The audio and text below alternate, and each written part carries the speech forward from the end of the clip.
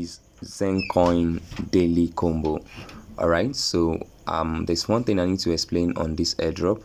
It's the tap and earn game like other ones.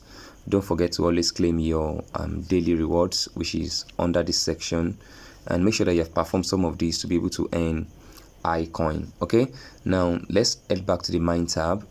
We are going to be selecting our 3 cards for today, and the first one is Potala Palace, which is under the Oli tab. So I will head back to the Oli tab. Okay, so I'm going to look for Potala Palace, and that should be at the top A. So this is it. So I'll click on this and go ahead with it. Okay, so the second card is under tools, which is timer. So I'm going to get timer as well. And the last card for today is under the gems tab, which is Kyanite, and this is it here, Kyanite.